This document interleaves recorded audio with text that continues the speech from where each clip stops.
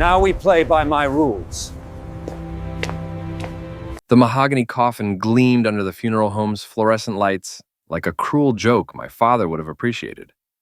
Standing there in my wrinkled black suit, watching mourners file past with their practiced expressions of sympathy, I couldn't help but think Dad was probably laughing from whatever afterlife he'd managed to talk his way into. He always said funerals were for the living, and mine had just become a three-ring circus. "Elliot, darling, you look absolutely dreadful." Veronica's voice cut through the hushed conversations like a scalpel through silk. My wife of 18 years stood in the doorway wearing a designer black dress that probably cost more than most people's monthly rent. Her blonde hair pulled back in a severe bun that made her look like she was auditioning for the role of Ice Queen in some twisted fairy tale. Behind her lurked Lucas Brand, 25 years old and radiating the kind of cocky confidence that only comes from never having earned anything in your life. His perfectly pressed suit and practiced expression of concern fooled exactly nobody who bothered to look past the surface.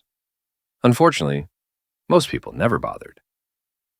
"Hello, Veronica," I said, my voice carrying the weight of months of growing distance between us. "Thank you for coming." She stepped closer, her heels clicking against the polished floor like a countdown timer. "We need to talk, privately."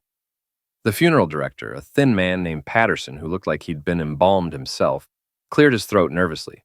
"Perhaps after the service, Mrs. Harrow?" "Now," Veronica said, her tone brooking no argument. She reached into her purse and pulled out a thick manila envelope, holding it like a tool. "This can't wait." My stomach dropped, but I kept my expression neutral. Years of dealing with difficult sources as a journalist had taught me to never let them see you sweat. "What is it?" "Divorce papers." She said it loud enough for the entire room to hear, her voice carrying a note of triumph that made my skin crawl. I'm done pretending we have a marriage worth saving. The conversations around us died, like someone had flipped a switch. I could feel dozens of eyes boring into me, waiting to see how I'd react to being publicly humiliated at my own father's funeral. Veronica had always been theatrical, but this was a new low even for her. "Here?" I asked, my voice barely above a whisper. "At Dad's funeral? Your father's dead, Elliot. The rest of us still have lives to live." She thrust the envelope at me with enough force that I had to step back. "Sign them. The house, the business, everything, it's all legally mine now anyway." That's when I noticed Maddie and Owen standing near the back of the room, their faces twisted with an anger I'd never seen before. My 17-year-old daughter looked at me like I was something she'd found stuck to the bottom of her shoe, while my 14-year-old son couldn't even meet my eyes. "We're changing our last name to Brand," Maddie announced, her voice carrying across the silent room like a sharp crack. "You're dead to us anyway." The words hit me harder than any physical blow could have. These were my children, the kids I'd taught to ride bikes and helped with homework and tucked into bed every night for years. Now they stood there looking at me with pure hatred, and I couldn't understand how we'd gotten to this point. Lucas stepped forward, his hand resting possessively on Veronica's lower back. "Nothing personal, Elliot. Just business." I took the envelope with hands that somehow remained steady despite the earthquake happening inside my chest. Around us, the funeral home had gone completely silent except for the soft hum of the air conditioning and the distant sound of traffic outside. "I'll review these with my lawyer," I said finally, my voice sounding strange and distant to my own ears. Veronica smiled, and it was the coldest thing I'd ever seen. "You do that, but remember, I've been planning this for a long time. Every I is dotted, every T is crossed. You've got nothing left, Elliot. Nothing." She turned to leave, Lucas trailing behind her like a well-dressed shadow. The kids followed without so much as a backward glance, leaving me standing alone next to my father's coffin with an envelope full of legal documents and a room full of witnesses to my public destruction. That's when I remembered something my father had told me the night before he died. When he'd called me to his bedside with urgent, whispered words about changes he'd made to his will. Something about protecting the family legacy from people who didn't deserve it. Something Veronica didn't know about yet. The house felt different without Dad's presence, like a theater after the final curtain call. I sat in his study, surrounded by decades of accumulated memories and the lingering scent of his pipe tobacco, staring at the divorce papers spread across his mahogany desk.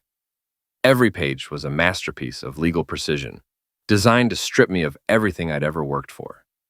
Veronica had been thorough. I had to give her that. The house where I'd grown up, The antique business I'd built from nothing after leaving journalism.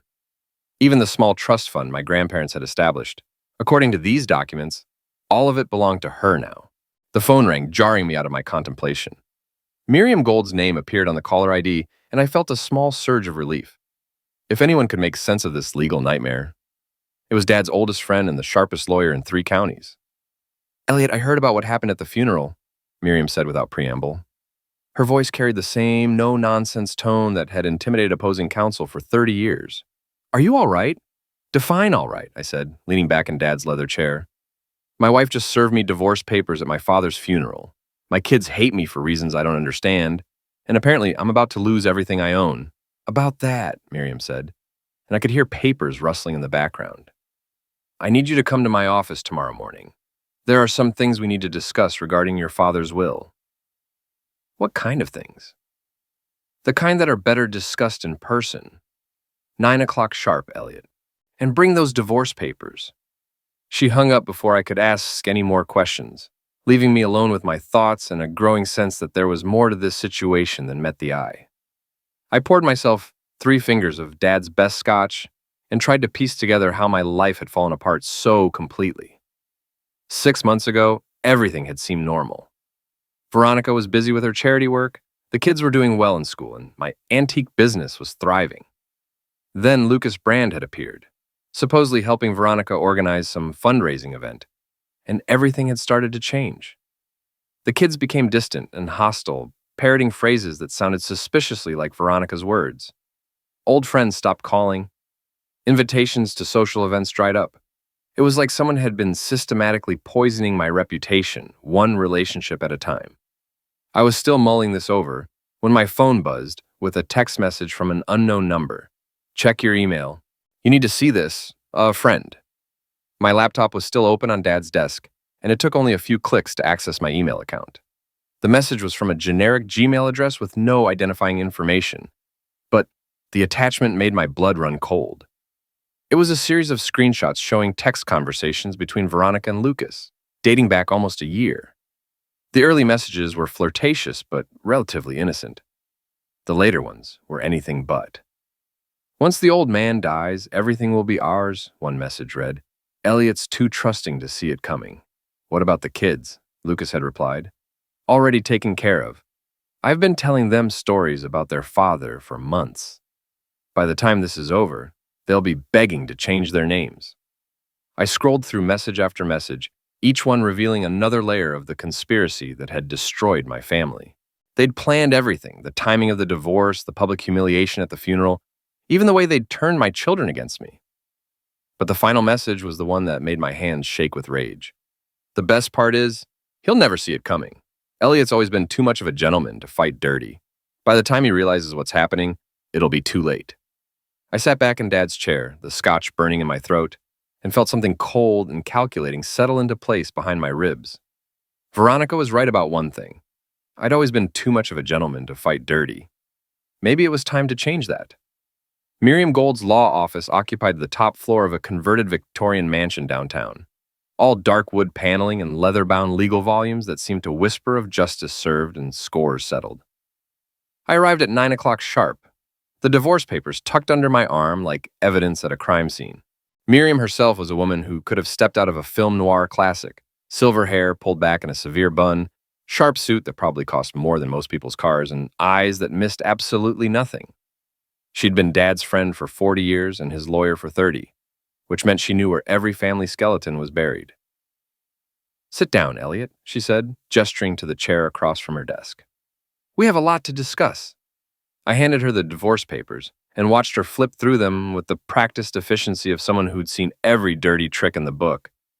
Her expression remained neutral, but I caught the slight tightening around her eyes that meant she was seriously annoyed. "Impressive work," she said finally. "Veronica's lawyer is thorough, I'll give him that. Unfortunately for them, they're operating under some faulty assumptions." "Such as?" Miriam opened a file drawer and pulled out a thick folder marked with my father's name. "Such as the assumption that they know what your father's will actually says. The document they based these papers on is 3 years old. Your father made some significant changes the week before he died." She spread several documents across her desk, and I felt my pulse quicken as I scanned the legal language. The house, the business, the trust fund, none of it was going to Veronica. In fact, according to the new will, she was entitled to exactly what Maine state law required for a surviving spouse: 1/3 of the marital assets and only those acquired during the marriage. How is this possible? I asked. Veronica said she had everything locked up legally. Your father was many things, but he wasn't stupid, Miriam said with a thin smile. He suspected something was going on between your wife and that boy, so he hired a private investigator. When the evidence came back, he called me immediately. She handed me another folder, this one filled with photographs and surveillance reports. Lucas and Veronica at restaurants, hotels, even my own house when they thought I was out of town. The evidence was damning and comprehensive. Why didn't he tell me? I asked. He wanted to, but he was worried about the children. He thought if you knew, you might do something rash that would hurt your relationship with them permanently. Miriam's expression softened slightly. He loved those kids, Elliot. He wanted to protect them from the worst of this. I thought about Maddie and Owen's faces at the funeral, the pure hatred in their eyes, and wondered if Dad's caution had been misplaced. They already hated me, and I didn't even know why. There's something else, Miriam continued. The investigator your father hired is still available. Cal Monroe, ex-police detective, very discreet, very thorough. If you want to understand exactly how deep this conspiracy goes, he's your man. She handed me a business card with Monroe's contact information. I should warn you, Elliot, once you start down this path, there's no going back. Right now, you're the victim in this story. If you decide to fight back, that might change. I thought about Veronica's triumphant smile at the funeral, about Lucas's smirk, about my children looking at me like I was the villain in their story. Then I thought about the text messages, the careful planning, the months of systematic destruction of my life and relationships. Set up a meeting with Monroe, I said. It's time I learned exactly what I'm dealing with. An hour later, I was sitting in a booth at the Wire Trap, a dive bar on the wrong side of downtown that served as the unofficial headquarters for everyone who didn't quite fit into polite society. The owner, Brenda Murphy, was a force of nature disguised as a middle-aged bartender, someone who knew everyone's secrets and wasn't afraid to share them with the right audience. Elliot Harrow, she said, sliding a beer across the scarred wooden table. Heard you had quite the day yesterday. News travels fast. Honey, in a town this size, news travels at the speed of light, especially when it involves Veronica Harrow making a scene. Brenda's expression turned serious. For what it's worth, most folks think she's a piece of work. That boy she's running around with isn't winning any popularity contests either. What do you mean? Lucas Brand? Please. Kid's been bragging all over town about how he's going to be rich soon, how he's got some older woman wrapped around his finger. Made quite the impression at the country club last week, apparently. I felt something cold settle in my stomach. He's been talking about this publicly? Oh, honey, he's been practically taking out ads in the paper. Your wife might be smart, but that boy's got all the discretion of a neon sign. Brenda leaned across the table, lowering her voice. Word is, he's been telling people he's going to law school on someone else's dime, if you know what I mean. Before I could respond, the door opened, and a rumpled man in his 50s walked in, scanning the room until his eyes found mine. Cal Monroe looked exactly like what Central Casting would order for an ex-cop turned private investigator. Weathered face, cheap suit, and the kind of tired eyes that had seen too much of humanity's darker side. Mr. Harrow, he said, extending a hand. Miriam Gold said you might need my services. Depends on what those services include, I replied, gesturing for him to sit. Monroe settled into the booth and accepted a beer from Brenda with a nod of thanks. I worked for your father for about 6 months, documenting your wife's extracurricular activities. Got enough evidence to sink a battleship if that's what you're looking for. I'm looking for the truth, all of it. The truth is, your wife and her boyfriend have been planning this for almost a year. They've been systematically destroying your reputation, turning your kids against you, and positioning themselves to take everything you own. Monroe pulled out a tablet and showed me a series of photographs. They've also been skimming money from your joint accounts and your wife's charity organization. The images showed Lucas at expensive restaurants, driving a new BMW, wearing clothes that cost more than most people made in a month, all of it funded by money that should have been going to help underprivileged children. Here's the thing, though, Monroe continued. Your boy Lucas isn't as smart as he thinks he is. He's been bragging about this all over town, leaving a digital trail a mile wide. If you want to take them down, I can give you everything you need. I stared at the photographs, thinking about my father's words about protecting the family legacy from people who didn't deserve it. Veronica and Lucas had declared war on me, destroyed my relationship with my children, and stolen money meant for charity. Maybe it was time to show them what a real war looked like. Do it, I said. I want everything you can find. Monroe smiled, and it wasn't a pleasant expression. Now you're talking my language. 3 days later, I was parked across the street from the downtown parking garage, watching Lucas Brand climb out of his shiny new BMW like he owned the world. Monroe's intelligence had been thorough. Lucas came here every Tuesday and Thursday afternoon, supposedly to study at the law library, but actually to meet with a bookie who ran numbers out of the third floor. My phone buzzed with a text from Monroe. Target acquired. You sure about this? I typed back, absolutely. Lucas disappeared into the garage's stairwell, and I gave him 5 minutes before following. The third floor was mostly empty at this time of day. Just a few cars scattered around the concrete expanse and the distant sound of traffic from the street below. I found Lucas exactly where Monroe said he'd be, leaning against his car and counting a stack of bills with the satisfied expression of someone who'd never earned an honest dollar in his life. He looked up when he heard my footsteps, and his face went through several interesting expressions before settling on fake concern. Elliot, what a surprise. I was just, studying. Studying what? The racing forms? His face flushed, but he tried to maintain his composure. I don't know what you're talking about. Sure you don't. I stepped closer, keeping my voice conversational. Tell me, Lucas, how does it feel to be living off stolen money? I haven't stolen anything. Veronica and I are in love, and you've been planning to rob me blind for almost a year. I've seen the text messages. The color drained from his face, but he recovered quickly. You're pathetic, you know that? Veronica told me you'd probably try something like this when you realized you'd lost everything. Lost everything? I laughed, and the sound echoed off the concrete walls. That's where you're wrong, Lucas. See, my father was smarter than both of you combined. He changed his will before he died. Veronica gets exactly what the law requires, 1/3 of the marital assets. Everything else stays with me. Lucas's expression shifted from confident to confused to worried in the space of a few seconds. You're lying. Am I? Why don't you ask Veronica to call her lawyer? I'm sure he'll be very interested to learn about those text messages. I turned to walk away, but Lucas grabbed my arm. Wait, we can work something out. I'm sure there's a deal we can make. I looked down at his hand on my arm, then back up at his face. Take your hand off me, Lucas. He let go immediately, but the damage was done. I had seen the desperation in his eyes, the moment when he realized his carefully planned future was crumbling around him. Here's the deal, I said, pulling out my phone. You've got 24 hours to return every penny you've stolen from the charity accounts. If you don't, these photos of you at the bookie go to the State Bar Association, along with a detailed report of your gambling debts. I showed him the screen, which displayed several crystal-clear images Monroe had taken of Lucas's weekly meetings. His face went white. You can't prove anything? I don't have to prove anything to the Bar Association. I just have to raise questions about your character and fitness to practice law. Think they'll be interested in someone with a compulsive gambling problem who steals from children's charities? Lucas opened his mouth to respond, but I was already walking away.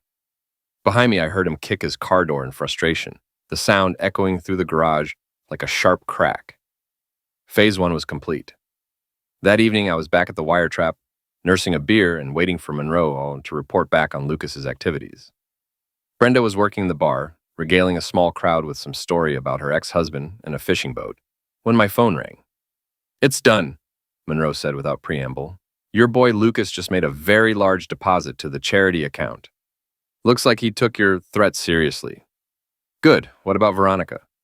That's where things get interesting. She's been making calls all afternoon trying to reach her lawyer. Word is, she's not happy about what she's been hearing. Before I could respond, the bar's door swung open and Lucas himself walked in, looking like he'd been hit by a truck. His usually perfect hair was disheveled, his expensive shirt was wrinkled, and his face had the pale, sweaty look of someone who'd just realized they were in serious trouble. He spotted me immediately and made a beeline for my table, ignoring the curious stares from the other patrons. You son of a witch, he said, loud enough for half the bar to hear. You think you can threaten me? I don't think anything, I replied calmly. I know I can ruin you. The question is whether you're smart enough to walk away while you still can. Walk away from Veronica? From the life we're building together? Lucas laughed, but it sounded forced. You're delusional if you think she's going to choose you over me. I don't want her to choose me. I want her to understand that actions have consequences. Lucas leaned across the table, his voice dropping to a harsh whisper. You have no idea what you're dealing with. Veronica's got connections you can't imagine. She can destroy you with a phone call. Maybe, I said, taking a sip of my beer. But she can't destroy what I don't care about losing. My reputation's already shot, my kids already hate me, and my marriage is obviously over. What exactly does she have left to threaten me with? For the first time since I'd known him, Lucas looked genuinely uncertain. He'd built his entire strategy around the assumption that I'd be too civilized to fight back, too concerned about appearances to get my hands dirty. He was about to learn how wrong he was. This isn't over, he said, straightening up. No, I agreed, it's not. But you might want to think carefully about your next move. I've got nothing left to lose, Lucas. Can you say the same? He stormed out without another word, leaving me alone with my beer and a growing sense of satisfaction. Around the bar, conversations gradually resumed, but I caught several people glancing in my direction with expressions that ranged from curiosity to approval. Brenda appeared at my table with a fresh beer. On the house, she said with a grin. That was better than cable TV. Glad I could provide the entertainment. Honey, that wasn't entertainment. That was a public service. She leaned closer, lowering her voice. That boy's been running his mouth all over town about how he's going to be rich and important. Nice to see someone knock him down a peg or two. My phone buzzed with another text from Monroe. Phase 2 is a go. Your wife just fired her lawyer. I smiled and raised my beer in a silent toast. The game was just getting started. The next morning brought the kind of autumn rain that seemed to seep into your bones, turning the world gray and cold. I was in Dad's study, going through his papers and trying to understand the full extent of the empire he'd built, when Veronica's car pulled into the driveway with enough force to spray gravel against the garage door. She came through the front door without knocking, technically still her right as my wife, though not for much longer, and I could hear her heels clicking against the hardwood floors like an approaching storm. Elliot! Her voice carried the kind of rage that comes from having your carefully laid plans explode in your face. We need to talk, now. I looked up from the financial documents spread across Dad's desk as she appeared in the doorway. Veronica's usually perfect appearance was showing cracks. Her hair was slightly messed from the rain, her makeup wasn't quite as flawless as usual, and there was a wild look in her eyes that I'd never seen before. Good morning, Veronica. You look upset. Don't you dare play innocent with me. She stepped into the room, her hands clenched into fists. What did you do to Lucas? I had a conversation with him about the returning stolen money. Did it work? You threatened him. You blackmailed him. I gave him an opportunity to do the right thing. He chose to take it. I leaned back in Dad's chair, studying her face. Although I have to say, I'm surprised he told you about it. Most people would be too embarrassed to admit they'd been caught stealing from a children's charity. Veronica's face went through several color changes. He didn't steal anything. That money it was a loan. A loan? From a charity account? Without any paperwork or authorization. I shook my head. Even you don't believe that, Veronica? She moved closer to the desk, and I could see her hands shaking with rage. You think you're so clever, don't you? You think you've won something? I think I've learned some interesting things about the woman I married. For instance, I never knew you were capable of stealing from children. I never stole anything. No, you just let your boyfriend do it while you looked the other way. Much more ethical. Veronica slammed her hand down on the desk hard enough to make the papers jump. Lucas is not my boyfriend. We're partners. We're building something together. Something bigger than your small-minded, pathetic little world. What exactly are you building? A criminal enterprise? We're building a future. A real future, not this museum you call a life. She gestured around the study with obvious disgust. Living in your dead father's house, running his antique business, following in his footsteps like some kind of ghost. I want more than that, Elliot. I deserve more than that. And you thought you'd found it with a 25-year-old someone with a compulsive gambling problem? Her face flushed red. Lucas has potential. He's going places. The only place Lucas is going is jail if he keeps stealing money. I stood up, moving around the desk to face her directly. But that's not really what this is about, is it? This is about you realizing that your brilliant plan has a few holes in it. What plan? The plan to take everything I own and leave me with nothing. The plan you and Lucas have been discussing in your text messages for the past year. Veronica went very still. I don't know what you're talking about. Sure you do. You've been poisoning my children against me, destroying my friendships, setting up this whole elaborate scheme to strip me of everything Dad left me. I pulled out my phone and showed her one of the screenshots Monroe had provided. The only problem is, Dad was smarter than both of you combined. She stared at the phone screen, her face going pale as she recognized her own words. Where did you get this? Does it matter? The point is, I know exactly what you've been doing. The question is, what are you going to do about it? Veronica looked up from the phone, and for a moment I saw something like fear in her eyes. Then her expression hardened into the cold mask I'd been seeing more and more often lately. You want to play games, Elliot? Fine. But remember, I know things about you too. Things that could destroy what's left of your precious reputation. Such as? Such as the real reason you left journalism.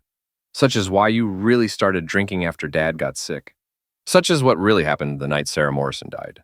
The name hit me like a physical blow. Sarah Morrison had been a source on a story I'd been working on 5 years ago. A whistleblower who'd been ended in a car accident before she could testify. The official investigation had cleared me of any wrongdoing, but the guilt had eaten at me for months. That was an accident, I said quietly. Was it? Because I have emails suggesting otherwise. Emails that might be very interesting to the police. I stared at her, trying to process what she was saying. You're talking about fabricating evidence. I'm talking about revealing the truth. The truth about what kind of man you really are. And what kind of man is that? Veronica smiled, and it was the coldest expression I'd ever seen on a human face. The kind who gets people ended when they get in his way. We stood there staring at each other across the space that had once been my father's sanctuary. And I realized that I was looking at a stranger. The woman I'd married, the mother of my children, had been replaced by someone capable of destroying lives without a second thought. Get out, I said quietly. This is still my house, too. No, it's not. Check with your new lawyer, if you can find one who will take your case after the old one dropped you. Veronica's mask slipped for just a moment, revealing the panic underneath. This isn't over, Elliot. Oh, I agreed, it's not. But the next time you want to threaten me, you might want to make sure your boyfriend hasn't been bragging about your plans all over town. Lucas has a very big mouth for someone involved in a conspiracy. She turned and walked toward the door, then paused and looked back. The children will never forgive you for what you're about to do. They already don't forgive me for things I didn't do. At least this way, I'll have earned their hatred. After she left, I sat back down at Dad's desk and tried to process what had just happened. Veronica had threatened to frame me for homicide. Not just ruin my reputation or take my money, but actually destroy my life completely. I picked up my phone and called Monroe. I need everything you can find on Sarah Morrison's death, I said when he answered. And I mean everything. If Veronica's planning to play dirty, I need to know exactly what I'm dealing with. Already on it, Monroe replied. Figured she might try something like this. Give me 24 hours. What about Lucas? That's the interesting part. Your boy Lucas has been making some very stupid mistakes lately. Turns out he's been using Veronica's credit cards to pay off his gambling debts. Wanted to guess what the penalty is for credit card fraud? I felt a smile spread across my face for the first time in days. Tell me. Up to 10 years in federal prison. And that's just for starters. The game was about to get very interesting. The confrontation came sooner than I expected. 2 days after my conversation with Veronica, I was at the wiretap, reviewing Monroe's latest intelligence reports when my former best friend Eric Davidson walked through the door. Eric and I had been inseparable since college, but that friendship had evaporated over the past 6 months as Veronica's poison campaign took hold. He spotted me immediately and made his way over with the determined stride of someone who'd been building up courage for this moment. Behind him came 2 other former friends, Tom Bradley and Mike Chen, both wearing expressions that suggested this wasn't going to be a pleasant reunion. Well, well, Eric said, sliding into the booth across from me. If it isn't the town's newest villain. Eric, Tom, Mike. I nodded to each of them in turn. To what do I owe the pleasure? Cut the crap, Elliot, Tom said, his face flushed with anger. We know what you've been doing to Veronica and that kid. And what exactly have I been doing? Threatening them, blackmailing them, trying to destroy their relationship because you can't handle the fact that your wife found someone better. I looked around the table at these three men who'd been my closest friends for over a decade, trying to understand how we'd gotten to this point. Is that what Veronica told you? She didn't have to tell us anything, Mike said. We've got eyes. We've seen how you've been acting lately, how paranoid and bitter you've become. Paranoid? I pulled out my phone and showed them one of the screenshots Monroe had provided. Is it paranoia when your wife and her boyfriend are actually plotting against you? Eric glanced at the screen, but his expression didn't change. Anyone can fake text messages these days. What about bank records? Are those fake too? I showed them another document Monroe had uncovered, showing the transfers from the charity account to Lucas's personal account. Or maybe the gambling debts? Are those fake as well? Tom leaned forward, his voice dropping to a harsh whisper. Even if that's all true, it doesn't give you the right to terrorize them. Veronica's scared to leave her house, Elliot. That kid's talking about dropping out of school. Good. Maybe he'll find an honest way to make a living. Listen to yourself, Eric said, shaking his head.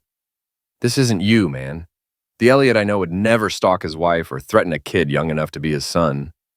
The Elliot you knew was naive enough to believe his wife loved him and his friends would give him the benefit of the doubt. I closed the phone and looked around the table. Apparently, I was wrong on both counts. We came here to give you a chance, Mike said, a chance to back off and let Veronica move on with her life. But if you keep this up, we're going to have to take steps. What kind of steps? The kind that involve the police and a restraining order, Tom replied. Veronica's already talked to them about your behavior. One more incident, and you'll be arrested. I felt something cold and calculating settle into place behind my ribs. These men had been my friends, my confidants, the people I'd trusted with my deepest secrets. Now they were sitting across from me, threatening to have me arrested based on lies told by a woman who'd been systematically destroying my life. Let me ask you something, I said, keeping my voice calm and level. Did any of you bother to ask for my side of the story? Did any of you think to call me before you decided I was the villain in this situation? The three of them exchanged glances, and I saw the answer in their faces. We tried calling, Eric said weakly. You never answered. I answered every call from you until 3 weeks ago, when you told me you didn't want to get involved in my marital problems. Remember that conversation, Eric? His face reddened, but he pressed on. That was different. We didn't know how bad things had gotten. You didn't know because you didn't want to know.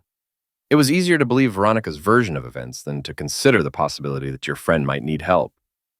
I stood up, tossing a 20 on the table to cover my beer. But here's the thing, gentlemen. I don't need your help anymore. I don't need your friendship, your approval, or your permission to defend myself against people who are trying to destroy me. Elliot, wait, Tom said. But I was already walking toward the door. Give Veronica a message for me, I called back over my shoulder. Tell her the gloves are coming off. Outside, the autumn air was crisp and clean, a sharp contrast to the stale atmosphere of betrayal I just left behind. My phone buzzed with a text from Monroe. Package delivered, check your email. I sat in my car and opened the email attachment Monroe had sent. It was a comprehensive dossier on Lucas Brand, and the contents were even more damaging than I'd hoped. The gambling debts were just the beginning. Lucas had also been using fake credentials to get into law school, had outstanding warrants in 2 other states, and had been running a small-time identity theft operation using information stolen from Veronica's charity clients. But the real bombshell was in the final pages. Lucas was already married, had been for 3 years, to a woman in California who thought he was working as a consultant in Boston. I scrolled through the marriage certificate, the photos, the evidence of a completely separate life Lucas had been hiding from everyone, including Veronica. The man she thought she was building a future with was not only a criminal, but a bigamist. My phone rang and Veronica's name appeared on the caller ID. You son of a witch, she said without preamble. What did you say to Eric and the others? I told them the truth. Did they deliver my message? Your message? Your message was to threaten my friends? My message was that I'm done playing defense. From now on, Veronica, this is war.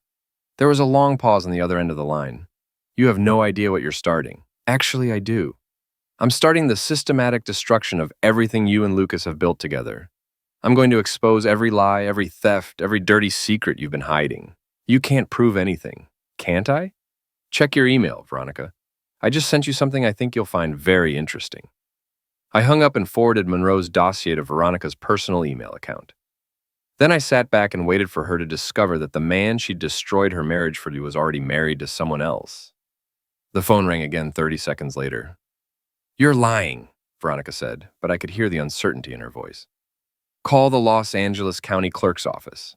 The marriage certificate is a matter of public record. Another long pause. Even if this is true, it doesn't change anything. I still love him. Love him? You love a criminal who's been lying to you about everything, including his marital status? He can get a divorce. We can work this out. Can you? Because I'm pretty sure bigamy is a felony in Maine, and identity theft, and credit card fraud.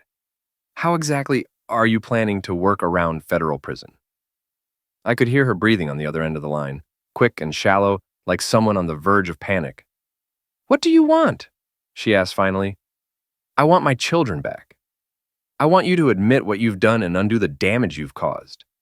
And if I don't, then Lucas goes to prison, you go down as an accomplice, and everyone in town learns exactly what kind of people you really are. You're bluffing, am I? Why don't you ask Lucas what he thinks? I'm sure he'll have some very interesting explanations for his wife in California. I hung up and started the car, feeling a sense of satisfaction I hadn't experienced in months. The final pieces were falling into place, and soon Veronica and Lucas would understand exactly what it felt like to have their carefully constructed world collapse around them. But first, I had one more stop to make. The Harborview Country Club sat on a bluff overlooking the Atlantic, its manicured grounds and elegant colonial architecture serving as a monument to old money and older secrets. It was hosting Veronica's charity fundraiser tonight, the same charity Lucas had been stealing from, and half the town's social elite would be there, including Veronica and Lucas, who had no idea what was waiting for them. I adjusted my tie and walked through the main entrance like I belonged there, which I did. My family had been members for 3 generations, and even Veronica's best efforts hadn't been enough to get me expelled, yet. The ballroom was decorated in the kind of understated elegance that screamed expensive, with crystal chandeliers casting warm light over tables laden with silent auction items. The crowd was exactly what you'd expect. Men in expensive suits discussing business deals, women in designer dresses comparing vacation plans, everyone carefully maintaining the facade of respectability that kept polite society functioning. I spotted Veronica near the stage, resplendent in a black evening gown that probably cost more than most people's monthly salary. She was talking to the event coordinator, her face animated with the kind of enthusiasm she reserved for public appearances. Lucas stood beside her in a perfectly tailored tuxedo, playing the role of devoted partner to perfection. They hadn't seen me yet, which gave me time to position myself near the back of the room and wait for the right moment. Monroe was somewhere in the crowd, recording everything with the kind of discreet surveillance equipment that would make the NSA jealous. The evening's program began with the usual speeches about the importance of helping underprivileged children, the difference their donations would make, the vital work the charity was doing in the community. Veronica took the stage to thunderous applause, her voice carrying clearly through the sound system as she talked about dedication, integrity, and the responsibility of those blessed with wealth to help those less fortunate. It was a masterful performance, and I almost felt bad about what I was going to do to her. When Veronica finished her speech and the applause died down, I made my move. I walked to the front of the room, ignoring the confused murmurs from the crowd, and stepped up to the microphone. Ladies and gentlemen, I said, my voice carrying clearly through the sound system, I'd like to add a few words about the charity we're supporting tonight. Veronica's face went white, but she couldn't stop me without causing a scene that would raise even more questions. My name is Elliot Harrow, and I'm Veronica's husband. Some of you may have heard that we're going through a difficult time, and that's true. What you probably haven't heard is why.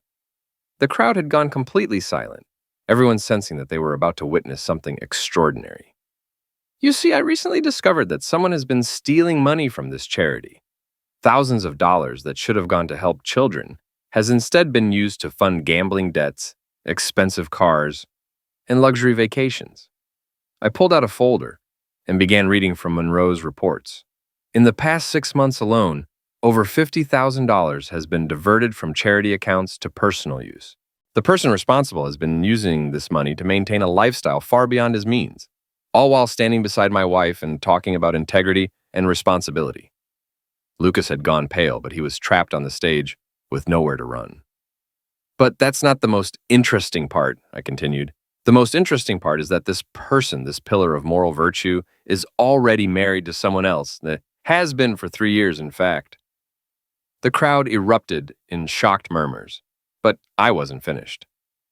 Lucas Brand, ladies and gentlemen, thief, bigamist, and fraud. The man my wife chose to replace me. Lucas finally found his voice. This is all lies. He's making this up because he can't handle losing. Am I? I pulled out my phone and connected it to the sound system.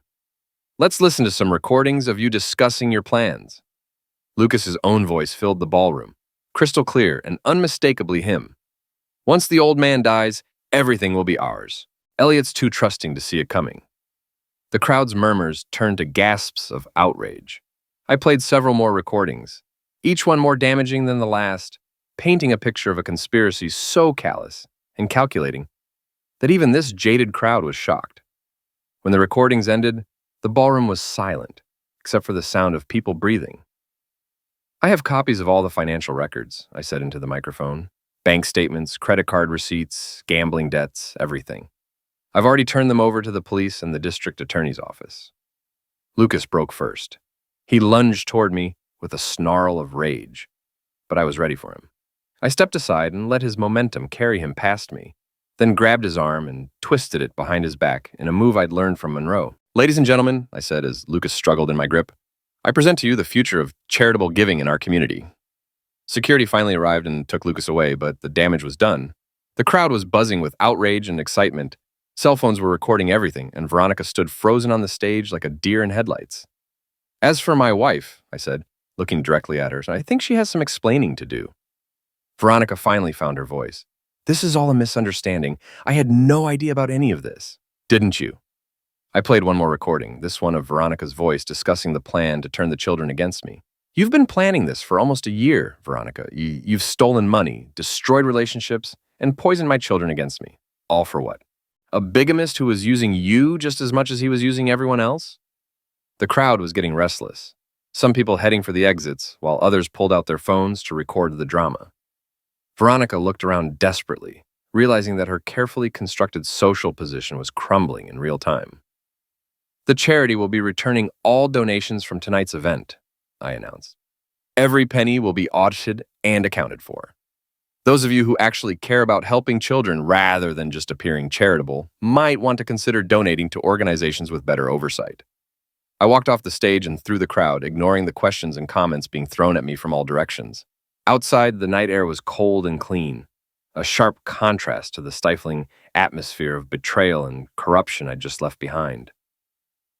Monroe was waiting by my car, a satisfied smile on his weathered face. That was better than anything Hollywood could have scripted. Is it over? For Lucas? Absolutely. The FBI will pick him up tomorrow morning on federal charges. For Veronica? He shrugged. That depends on how much she knew and how good her lawyer is. And my children? That's going to take time, but now that the truth is out, they'll have to decide who they believe. I got in my car and drove home through the quiet streets, past the houses where my former friends lived, past the places where Veronica and I had once been happy. Tomorrow would bring new challenges, lawyers, investigators, reporters, and the slow process of rebuilding a life that had been systematically destroyed. But tonight, for the first time in months, I felt like myself again. The house was dark when I arrived, but there was a car in the driveway I didn't recognize. I approached cautiously, wondering if Veronica had sent someone to confront me, but the figure sitting on my front steps was much smaller than I'd expected. Dad? Maddie's voice was small and uncertain in the darkness. She stood up as I approached, and I could see she'd been crying. Maddie, what are you doing here? I saw the video. Someone posted it online. She wiped her eyes with the back of her hand. Is it true? All of it? I looked at my daughter, really looked at her for the first time in months, and saw not the angry teenager who'd disowned me at the funeral, but a confused and frightened child who'd been manipulated by people she trusted. Yes, I said quietly, it's all true. She said you were the one who was lying. She said you were trying to hurt us. I would never hurt you, Maddie. Either of you. You and Owen are the most important things in my life. She nodded, fresh tears streaming down her face. I'm sorry, Dad. I'm so sorry I believed her. I pulled my daughter into a hug, feeling her sob against my chest, and realized that maybe, just maybe, not everything had been lost after all. Where's Owen? I asked. At Mom's. He's having a hard time with all this. He's angry at everyone. That's okay. He has a right to be angry. You both do. We stood there on the front steps of the house, where I'd grown up, where my father had taught me about honor and integrity, where 3 generations of Harrows had built something worth preserving. The wind carried the scent of salt air from the harbor, mixing with the smell of fallen leaves and the promise of winter. What happens now? Maddie asked. Now we figure out how to be a family again. It won't be easy and it won't be quick, but we'll figure it out. What about Mom? I thought about Veronica, probably sitting in some lawyer's office right now trying to figure out how to minimize the damage from tonight's revelations. I thought about the woman I'd married 18 years ago, the mother of my children, the person I'd trusted with my heart and my future. Your mother made her choices, I said finally. Now she has to live with the consequences. Maddie nodded and wiped her eyes again. Can I stay here tonight? I don't want to go back to her house. Of course, this is your home too. We went inside together and I made hot chocolate while she called Owen to tell him where she was. I could hear her side of the conversation, patient and loving as she tried to explain what had happened and why she'd chosen to come here. When she hung up, she looked exhausted but more peaceful than I'd seen her in months. He'll come around, she said. Owen's stubborn, but he's not stupid. Once he processes everything, he'll realize Mom was lying to us. And if he doesn't, then we'll keep trying until he does. We're family, Dad. That has to count for something. I looked at my daughter, 17 years old and wise beyond her years, and felt something I hadn't experienced in a long time: hope. Outside, the wind picked up, rattling the windows of the old house and carrying with it the promise of storms to come. But inside, for the first time in months, everything felt warm and safe and right. The war was over. I had won. But more importantly, I had my daughter back, and that was worth more than any revenge I could have imagined. Lucas Brand was arrested the next morning on federal charges that would put him away for at least a decade. Veronica was charged as an accessory and agreed to a plea bargain that involved full restitution to the charity and 3 years of probation. The divorce was finalized 6 months later, with Veronica receiving exactly what my father's will allowed: 1/3 of the marital assets and nothing more. She left town shortly after, moving to Florida where her sister lived and where, hopefully, she could start over without destroying any more lives. Owen eventually came home too, angry and hurt, but willing to listen. It took months of family therapy and honest conversations, but slowly, carefully, we rebuilt what had been broken. The antique business thrived, partly because of the publicity from the scandal, but mostly because I threw myself into the work with renewed passion. The old house on the bluff became a home again, filled with laughter and arguments and all the messy complications of family life. And sometimes, late at night when the wind was blowing in from the harbor, I would sit in Dad's study and think about the lessons he'd taught me about honor, integrity, and the importance of fighting for what matters most. Revenge, it turned out, was not nearly as sweet as redemption, but it had been absolutely necessary to get there.